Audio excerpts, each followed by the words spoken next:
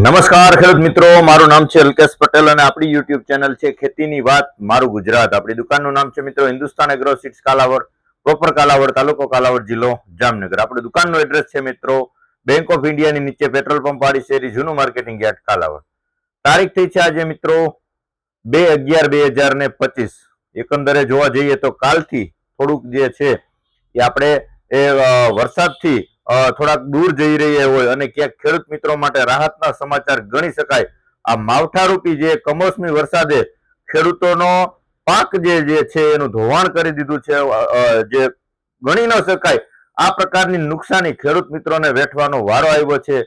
ત્યારે સરકાર શ્રી દ્વારા પણ કોઈ પણ જાતના પ્રતિભાવો મળતા નથી, કોઈ સારા આશ્વાસનો મળતા નથી કે કોઈ સારા નિર્ણયો આવતા નથી. જે તે તાલુકાના કે જિલ્લાના રાજકારણીઓ જે છે, ધારાસભ્યો જે છે, એના દ્વારા પણ કોઈ જાતની ખેડૂતોની કાળજી કે કોઈ જાતની દરકાર લેવામાં આવતા નથી, કોઈ જાતનું પૂછવામાં આવતું નથી. અમુક એરિયામાં અમુક વિસ્તારોના રાજકારણીઓ, ધારાસભ્યો શ્રીઓ જાગૃત થયા છે અને ખેડૂત મિત્રોની વારે આવ્યા છે અને ક્યાંક ઉપર લેવલ સુધી એના સમાચાર પહોંચાડવાની કોશિશ કરી રહ્યા છે. પણ 80% વિસ્તારની વાત કરીએ તો બધા રાજકારણીઓ જે છે, ધારાસભ્યો જે છે, જે તે વિસ્તારના બધા ભૂગર્ભમાં વયા ગયા છે, કેમ કે એને એનો વહીવટ થઈ ગયો છે, એને એનો પગાર મળે છે, એને એનું જીવન ચક્ર વ્યવસ્થિત સારી રીતે ચાલે છે. ખેડૂત શું છે, ખેડૂતની વ્યથા શું છે, એની આરે એને કોઈ જાતના લેવા દેવા નથી. એનું પોતાનું થઈ ગયું છે, ખેડૂત જે કરે. પણ ખરેખર જો વાત કરીએ સ્થિતિની, તો અત્યારે જે ખેડૂતોને તકલીફ ભોગવવાનો વારો આવ્યો છે એની કોઈ કલ્પના ન કરી શકાય. કેમ કે ઘણા બધા ખેડૂત મિત્રો ઓછી જમીન વાળા હોય, ટૂંકી જમીન વાળા હોય, 10 થી લઈને 20 વીઘાનું જેમને ખેતી હોય અને એના આધારિત એનું જીવન ચક્ર ચાલતું હોય અને આ પ્રકારનું કમોસમી વરસાદથી નુકસાન થાય તો એને પાયમાલ થઈ જાય એમ ગણી શકાય. કેમ કે જે છે અત્યારની સિચ્યુએશન એવી છે કે બધાય ખર્ચા એવા. તમે આપણી લાઈનની જો વાત કરીએ તો બિયારણો છે, ખાતર છે, દવા છે, આ બધું મોંઘું. શિક્ષણ એટલું મોંઘું થઈ ગયું છે, બરાબર છે.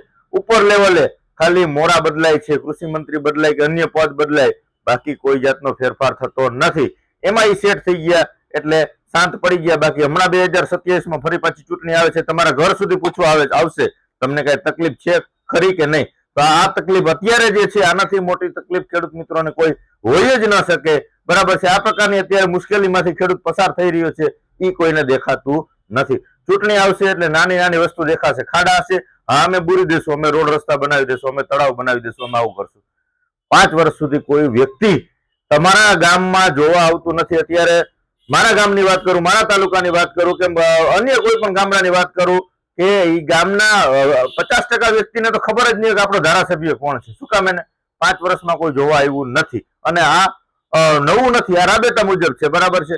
તો એક વિનંતી છે સરકાર શ્રીને કે કઈક સારા યોગ્ય પગલા લઈ અને ખેડૂત મિત્રો સુધી ક્યાંક તમે સહાય, ક્યાંક રાહત પહોંચાડો, આવી એક સરકાર શ્રીને વિનંતી છે. આમાં સર્વેના આવા ડીંડક તમે બંધ કરી દો. સર્વે તમે કરશો, એક ખેતરમાં કરશો ને એક ખેતરમાં નુકસાની નથી, એકમાં છે, આવું દર્શાવવાની જરૂર નથી.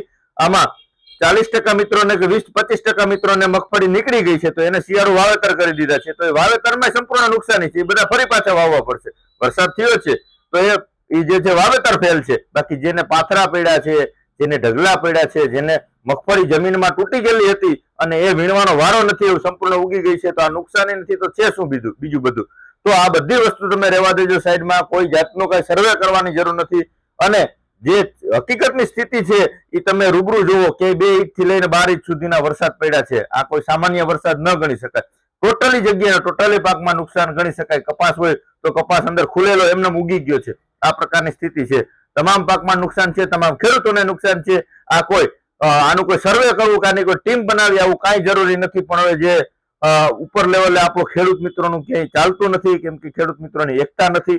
2027ની ચૂંટણી આવે છે ત્યારે સમયગાળે આ પરિસ્થિતિને યાદ રાખી અને તમે યોગ્ય નેતા પસંદ કરવાનો આગ્રહ રાખજો. ત્યારે પણ આપણે થોડીક એના વિશે ડિટેલમાં માહિતી આપશું. પણ અત્યારની સ્થિતિ વર્ણવી ન શકાય, ખેડૂત મિત્રોની વ્યથા વર્ણવી ન શકાય. આ પ્રકારની સ્થિતિ અત્યારે ખેડૂત મિત્રોની જોવા મળી રહી છે. છેલ્લા 3 દિવસ થયા હું વિડીયો નથી બનાવતો. શું કામ? એને આ પરિસ્થિતિ એટલી ખરાબ છે કે ખેડૂત મિત્રોને શું કેવું, શું માહિતી આપવી કે કોઈ આમાં સરકાર શ્રી દ્વારા કોઈ નિર્ણય નથી આવતો અને પરિસ્થિતિ જોઈ ન શકાય. આ પ્રકારની સ્થિતિ અત્યારે ખેડૂત મિત્રોની જોવા મળી રહી છે. મિત્રો, આ બધી વાત તો હવે જોઈએ છીએ શું નિર્ણય આવે છે. પણ હવે જે છે શિયાળુ સિઝન, વાવેતર કરવાનો સમય નજીક આવી ગયો છે. વાવેતર તો કરવું જ પડશે. નફો થાય, નુકસાની થાય, આપણે ખેડૂત મિત્રોને આ ફરજિયાતની વસ્તુ છે. વાવેતર કર્યા વગર છૂટકો નથી. જમીન કોઈ પડતર રાખી ન શકે. બરાબર છે. ભાગમાં હોય ભગવાનને દેવું છે, દેશે તો લેશું, બાકી આ બધા તો પોતાનું કરી અને જતા રહેવાના છે મિત્રો. તો આવનારી સિઝનમાં તમે ચોક્કસથી યોગ્ય પગલા લેજો, એટલે થોડુંક આપણે કાળજી રાખી ખર્ચ ઘટે અને ઉત્પાદન વધે આવા પ્રયત્નો ચોક્કસથી કરશું મિત્રો. ધાણાના બિયારણો છે, ચણાના બિયારણો છે. ચણાની અંદર 3 નંબર છે, 5 નંબર છે, પછી સફેદ જે નાના ચણા છે અને સાગર લક્ષ્મીના 878 નંબર છે. આ પ્રકારની ચણાની વેરાયટી આવી ગઈ છે. ધાણાની અંદર 666 છે. બાકી રાબેતા મુજબ જે નિધિના છે, શ્રીનાથના છે, વેસ્ટર્નના છે, નિશાન સીડના છે, આ બધા ધાણાની વેરાયટીઓ જે સારી આવે છે આપણી પાસે પણ હાજર છે. તમારા નજીકના સેન્ટરમાં પણ મળી રહેશે. જીરુના પાકની વાત કરીએ તો જીરુના પાકમાં 4 નંબર છે, 44 નંબર છે, સાગર લક્ષ્મીનું 555 છે, સી 555 છે. તો વેસ્ટર્નનું છે, એની અંદર નિધિ 4 છે, યુરો 44 છે. તો જીરાની અંદર પણ ઘણી બધી વેરાયટીઓ આપણી પાસે હાજરમાં છે અને સારા ઉત્પાદન આપે આવી પ્રકારની વેરાયટીઓ આપણે 7 નંબર છે, પછી છાવા 9 નંબર જીરું છે. આ બધી વેરાયટીઓ આપણી પાસે હાજરમાં છે. વટાણાના પાકની વાત કરીએ તો વટાણામાં ગુજરાત 18 જે શ્રીનાથમાં આવે છે એ છે, પછી હરિનોનું છે, નિધિનું છે. આ બધી કંપનીના વટાણા પણ આપણી પાસે હાજરમાં છે. તો યોગ્ય માર્ગદર્શન મેળવી અને પાકનું જે છે તમારે વાવેતર કરવાનું છે અને યોગ્ય નક્કી કરવાનું છે. પાયા ખાતરની પણ આપણે અગાઉ વાત કરી દીધેલી છે કે સિંગલ સુપર દાણાદાર સસ્તું અને સારી વસ્તુ 550 કે 600 રૂપિયા 50 કિલોનો ભાવ છે. એની સાથે તમારે માઇકોરાજા એક અવશ્ય આપી દેવાનું છે. 2.5 વીઘે 4 કિલો, 4 કિલોનો 600 રૂપિયા ભાવ છે મિત્રો. 2.5 વીઘે 1 એકરમાં થશે. SSP સાથે તમે માઇકોરાજા આપેલું હશે. જમીનમાં જે કઈ અન્ય ખોરાક પડ્યા છે એ પણ છોડને લેવડાવવામાં કામ સારું થશે. જમીન પોચી થશે, મૂળનો વિકાસ થશે, એટલે છોડની તંદુરસ્તી પણ ખૂબ જ સારી રહેશે. તો રૂટમેક્સ અલ્ટ્રા જે આવે છે માઇકોરાજા, આનો તમે ચોક્કસથી ઉપયોગ કરી શકો છો. આની નાની વસ્તુ આજ કંપનીનો આવે છે, 250 ગ્રામનું પેકેટ આવે છે માઇકોજા.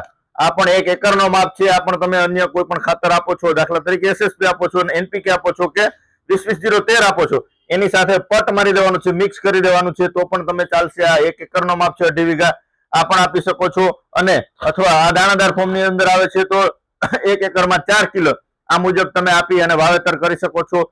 બિયારણો બધા જ આપણી પાસે હાજરમાં છે. ધાણાની એક 4 નંબર વેરાયટી જે છે એ નવી વેરાયટી છે, 666 જે છે એ પણ નવી વેરાયટી છે. તો આનું તમે ચોક્કસથી વાવેતર કરી શકો છો મિત્રો. અન્ય કોઈ પણ વાવેતર લક્ષી કાંઈ પણ માહિતીની જરૂરત હોય, બિયારણો બધા જ આપણી પાસે હાજરમાં છે. ટ્રાન્સપોર્ટ બધા ચાલુ થઈ ગયા છે. તો ટ્રાન્સપોર્ટ દ્વારા તમારા નજીકના સેન્ટર સુધી, તાલુકા સુધી પહોંચાડવાના પ્રયત્ન કરશું.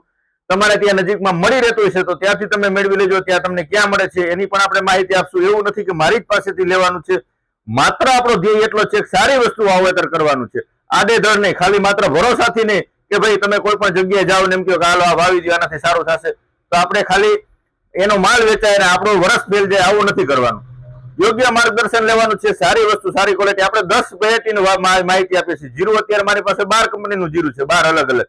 એ સારી જ વસ્તુ છે. એમાંથી તમારે એક પસંદ કરવાનું છે. એમાંનું તમારી નજીકમાં એક વેરાયટી તો મળતી હોય છે. અને તમારા આજુબાજુના વિસ્તારમાં તમારી જમીનમાં કઈ વેરાયટી વસ્તુ માફક આવે છે, પછી ચણા હોય, ધાણા હોય, વટાણા હોય, જીરું હોય, આ વેરાયટીનું વાવેતર કરવાનો આગ્રહ રાખશો તો ઉત્પાદન એનાથી ચોક્કસથી તમને સારું મળી રહેશે. તો આ પ્રકારની તમામ માહિતીઓ આપણે ખેડૂત મિત્રોને હવે વિડીયોના માધ્યમથી પહોંચાડતા રહેશું. આપણી ચેનલમાં નવા હોય તો ચેનલને સબસ્ક્રાઇબ કરી દેજો અને બીજા ગ્રુપમાં શેર કરી દેજો, જેથી કરીને ખેતીલક્ષી માહિતી ખેડૂત મિત્રોને વિડીયોના માધ્યમથી આપણે પહોંચાડવાના પ્રયત્નો કરી શકીએ.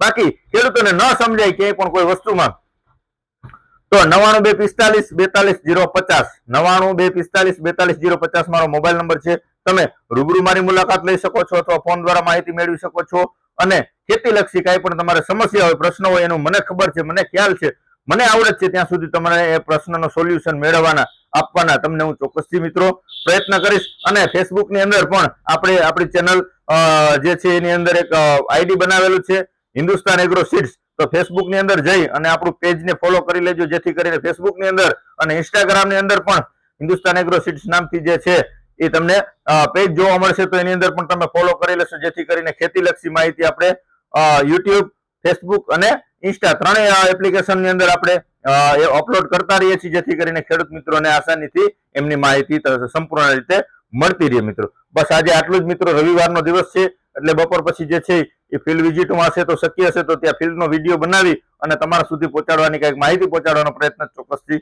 કરી દેશું મિત્રો. બસ આજે આટલું જ. રજા આપશો મને. જય જવાન, જય કિસાન.